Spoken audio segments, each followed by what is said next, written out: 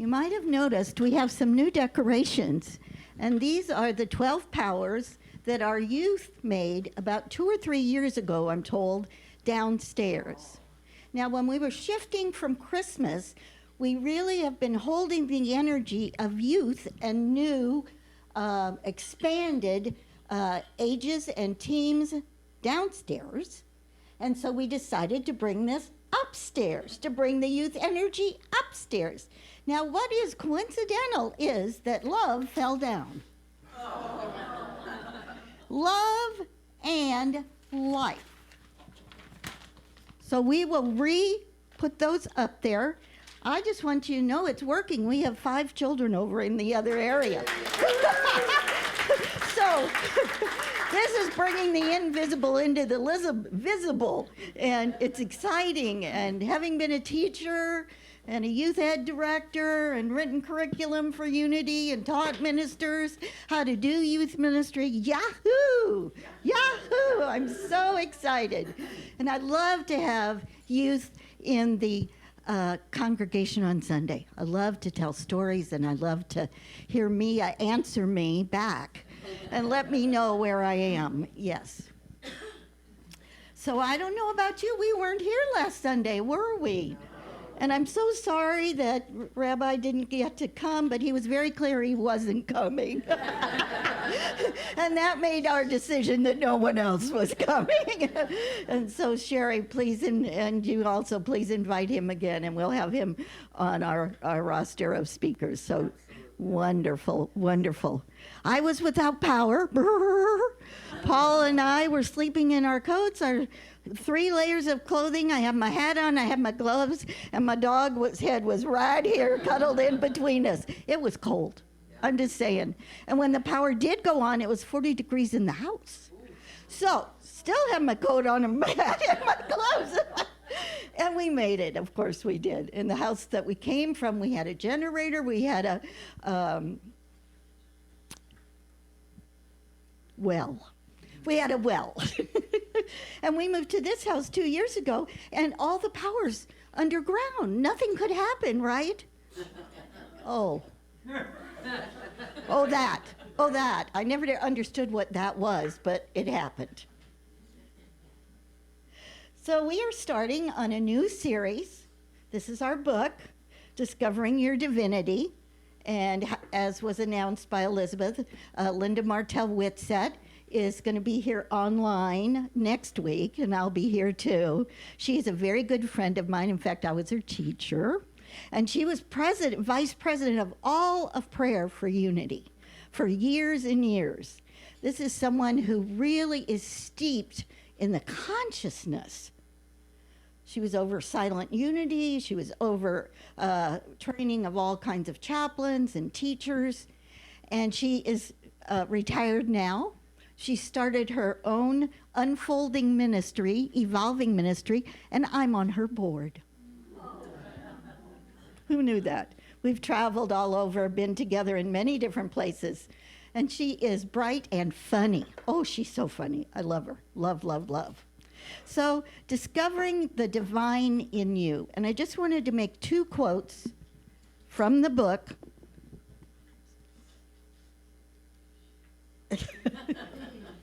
So we understand that this is unity principled. I'm not going off the boat. Sometimes I think it is unwise to put that word God in, because it carries to our minds the idea of an arbitrary being that will bring us things. Charles Fillmore, August 1930. God is neither male nor female, but principle. God is not a cold, senseless principle like that of mathematics, but the principle of life, love, and intelligence. Myrtle Fillmore. How to let God help you.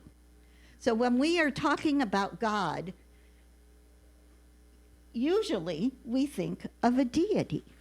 Usually we think of something outside of ourselves. Usually the God in the sky. And if you were raised in a religion like I was, we prayed to God. and we didn't pray or align with or affirm with the divine in us. Is that true for many of you?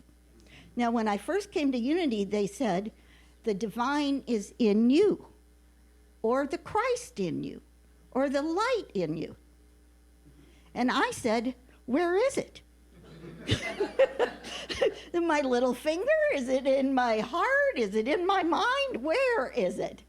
And the answer was, it's all of you. Oh. Now, does that mean if it's all of me, it's all of you, and it's all of them, and him, and it, and everything? Yes.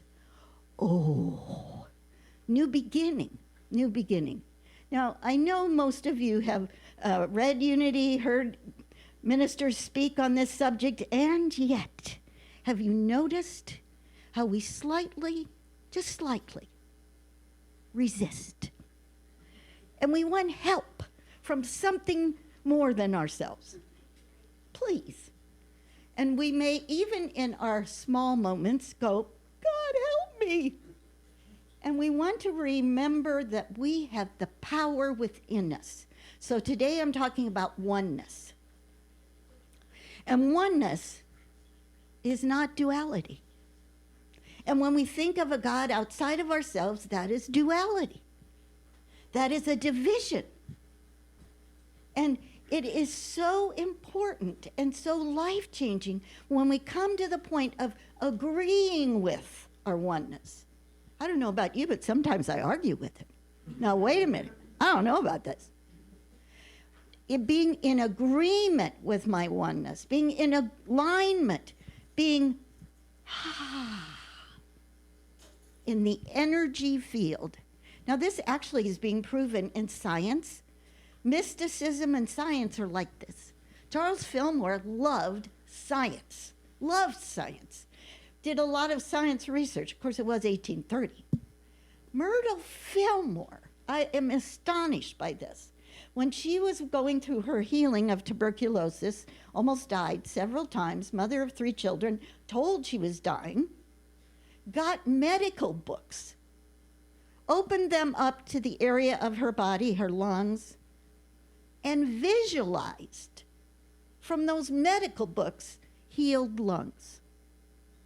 In the 1830s. She wasn't asking God. She was taking energy into her body, knowledge into her body, and co-creating with the universal energy a healing. Lived to be 83 years old. So there is a shift there. Would you agree? There is a shift there. And what that says is, I'm accountable. I'm accountable. I am accountable for my responses to my challenges. How do I deal with my challenges?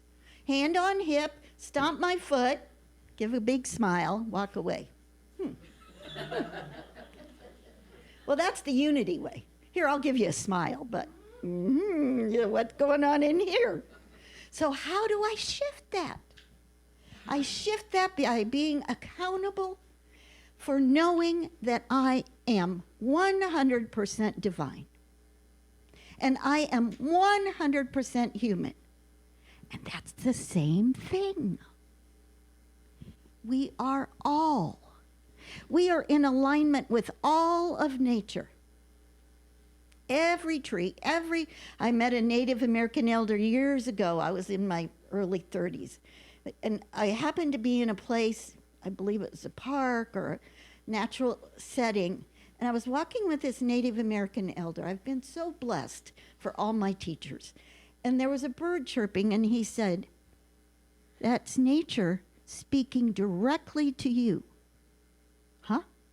No, that's a bird chirping. That's what birds do. No, that bird is speaking directly to you.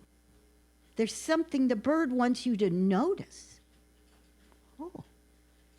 Do you notice something you're thinking? Do you notice something you're feeling? Do you notice something in nature? One of my favorite quotes in the world is the bird that sings before the dawn.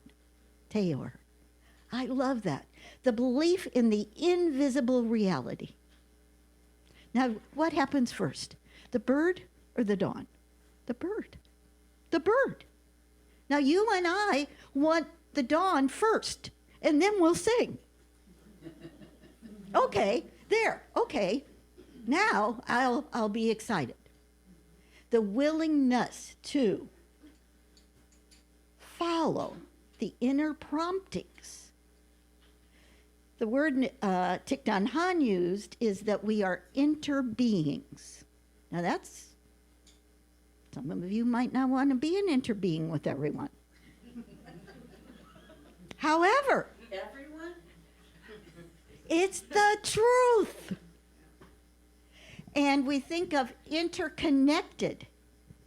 I like the word co-creative. I'm really into this word. It's a pretty new word in unity. We are co-creating the world around us, and then we blame everybody. It's a oxymoron. I don't understand it. And it frustrates us, doesn't it? It is so frustrating. Well, so I have a reading for you.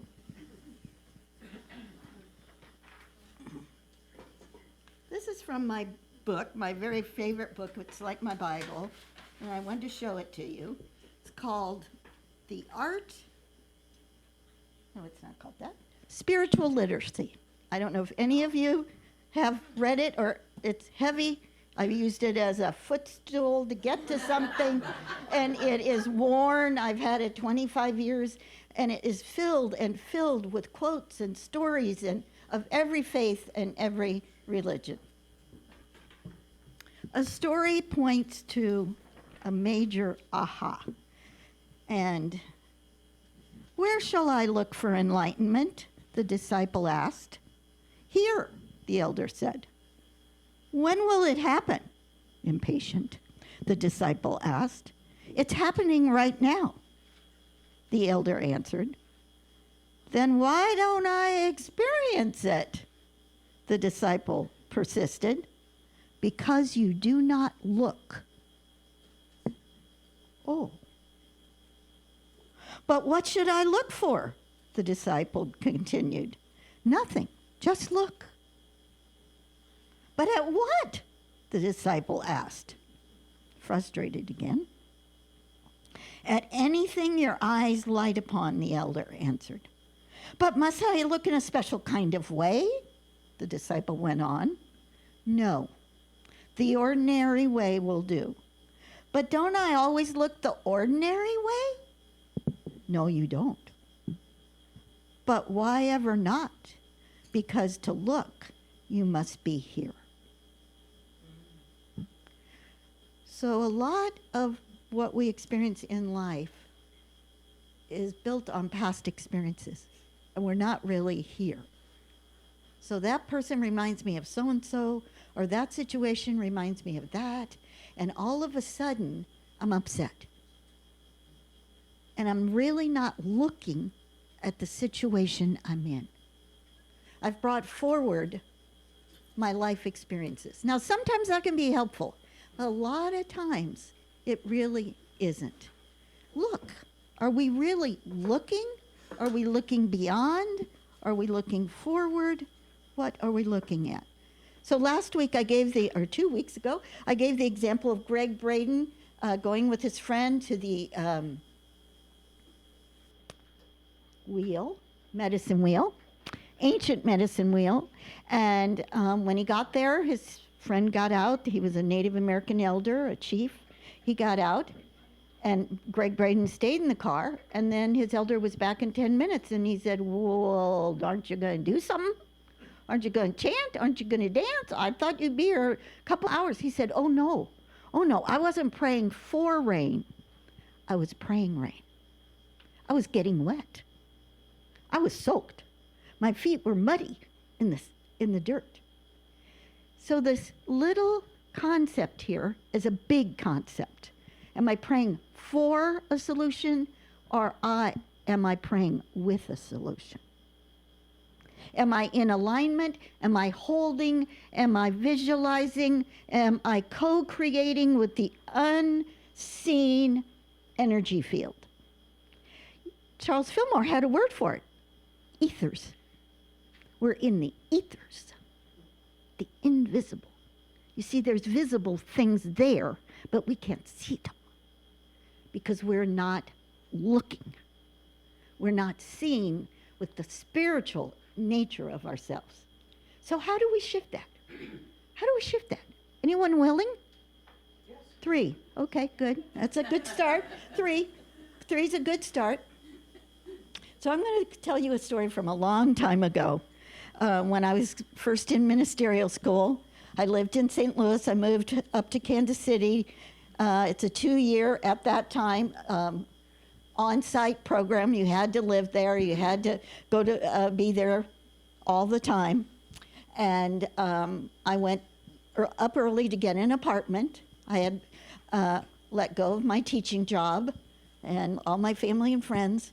And I went up early, and I thought I would live at Unity Village because they had some apartments, and then there were apartments across the street. All those were full. So they recommended I go to an apartment that was in Lee Summit, and it was only about less than 10 minutes away. So I went and looked, and there was an apartment. I liked it. It had a little balcony. It had swimming pool, blah, blah, blah, blah. Okay, so then friends brought me up in the U-Haul truck. I moved in. Everything was good. Nice little apartment. I was very happy. I signed up. I got my classes. I got my books. And it was time to start, and I had to write my first paper. And there was a lot of noise because a family had just moved in on top of me who had a 2-year-old and a 4-year-old, and they like to ride their tricycles when I was doing my studying. And then when they were done with their tricycles, they played tag. And then they played ball. And I was upset. I've come all this way. I've spent all this money, and this is my new career, and blah, blah, blah. Noisy in here, noisy. So I went upstairs. Well, you just take action. Went upstairs, knocked on the door. A woman answered the door, and I said, "Hi, I'm here. I'm going to Unity Village. I'm studying to be a minister, and I need time to meditate and whatever, and your children." She just looked at me, and she said, "They're children." And there's nowhere for them to play.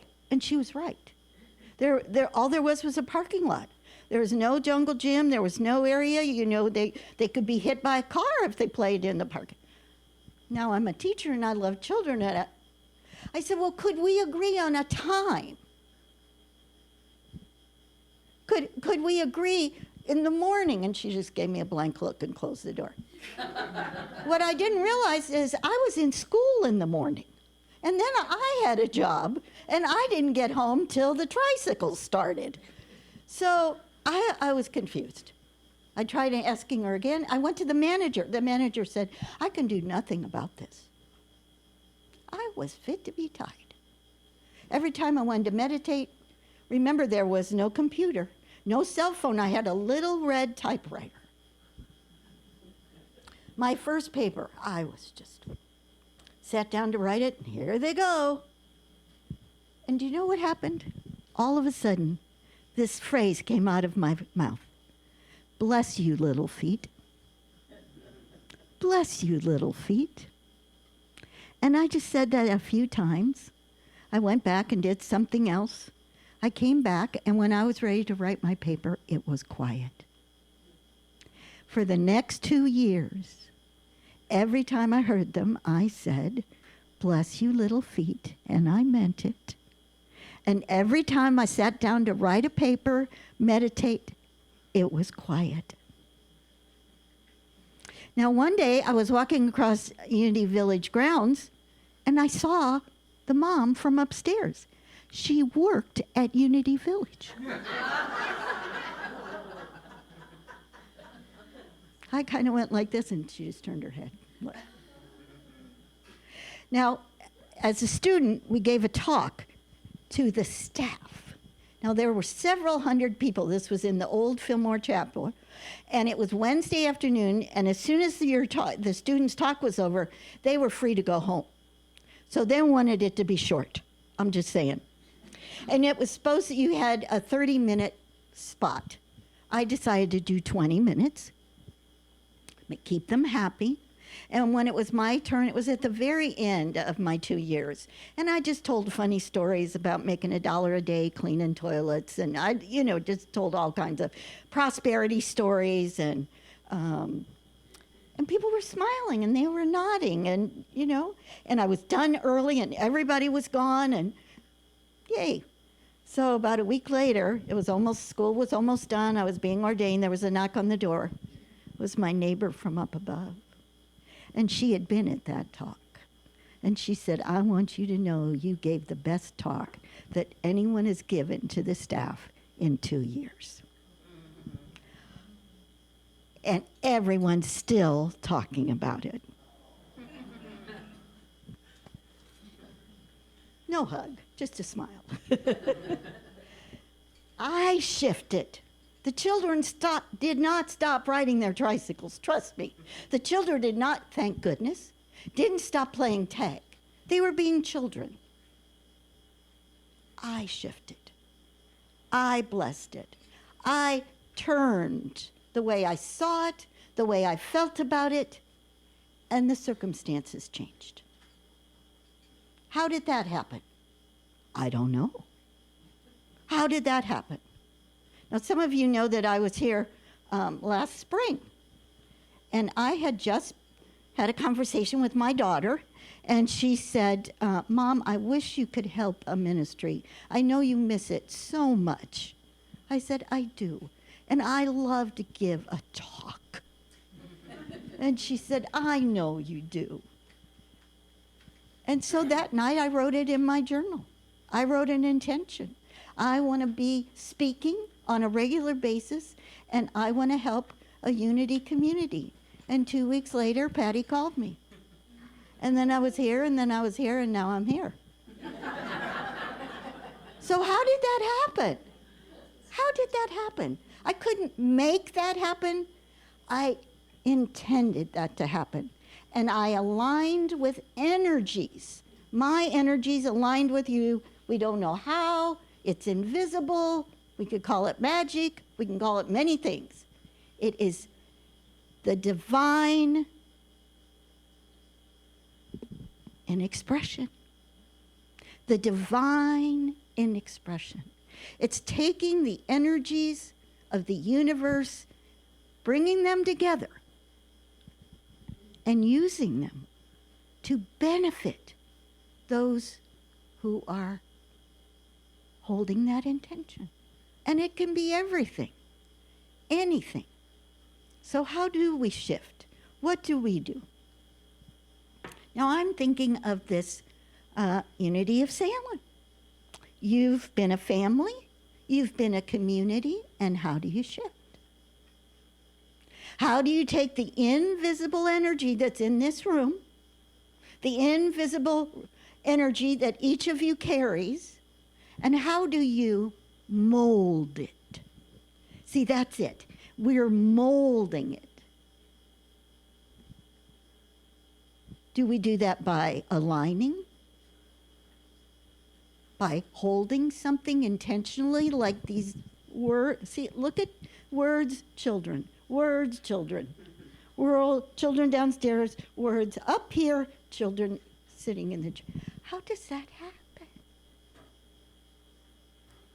That's the beauty. That's the beauty of it, is our human mind, our divine self understands incredibly. We are the outpicturing of the divine. You and me and we and thee. All of us. You and me and we and thee. You and me and we and thee.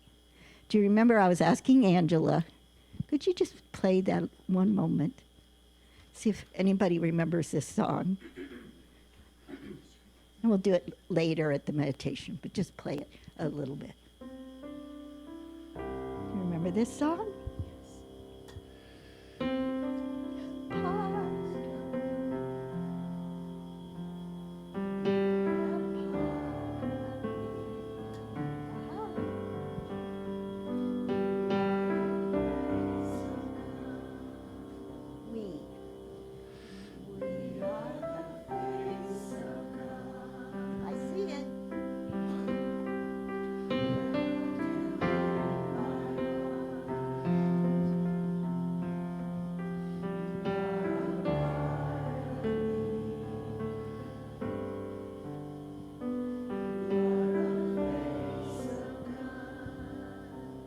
So we carry that into our day. And whenever you are in a situation where you need to bless some little feet, when you want to shift your consciousness, this is called deepening consciousness. This community is deepening in consciousness. There's a part of resistance. There's a part of fear. It's understandable. And now we are taking that love, faith, all of these powers are describing what we're saying is invisible. This is how they come through us, all of us.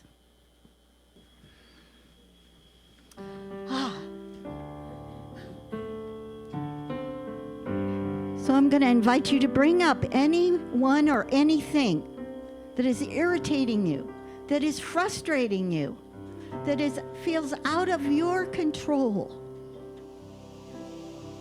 And bring it into your mind and your heart.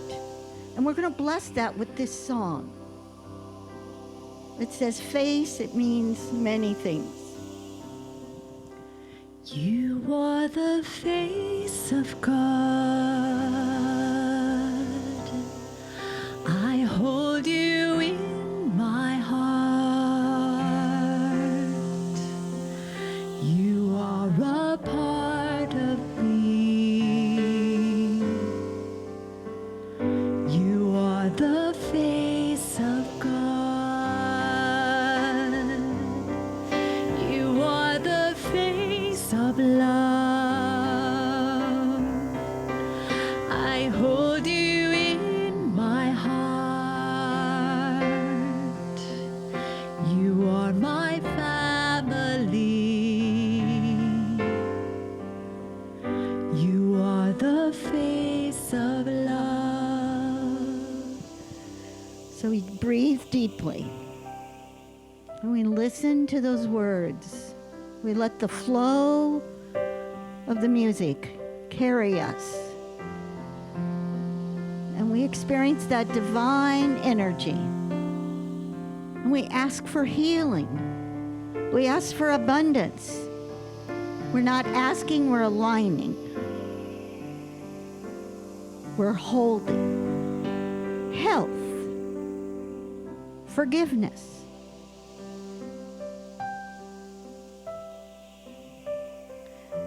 And if there is someone particular that you are feeling a sense of distance, hold them in your heart.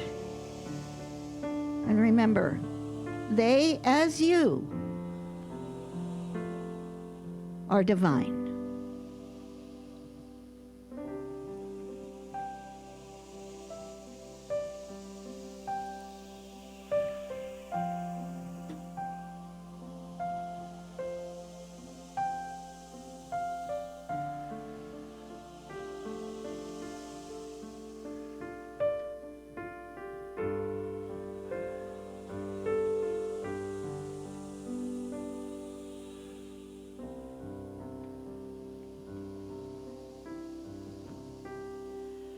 You are the face of God.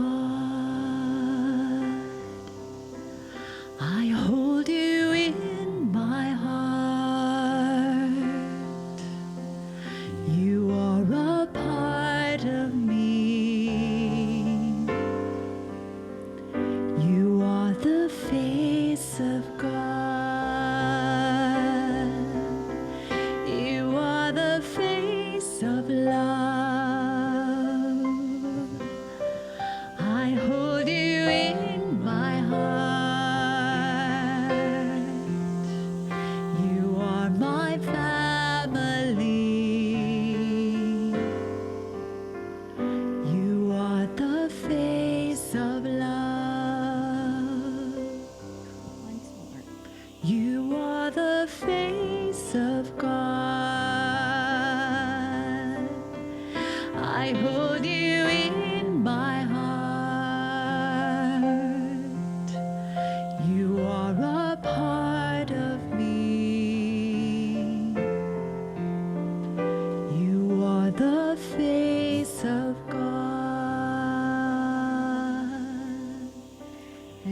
now we feel the shift in this room.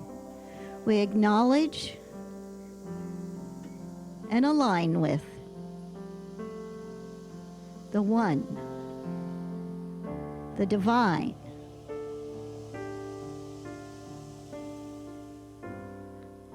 We affirm and know that as we draw on this invisible energy, it becomes visible.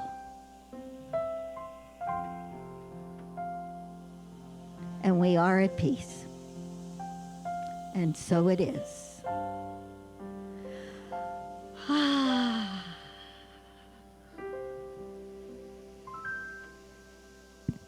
Thank you, Spirit.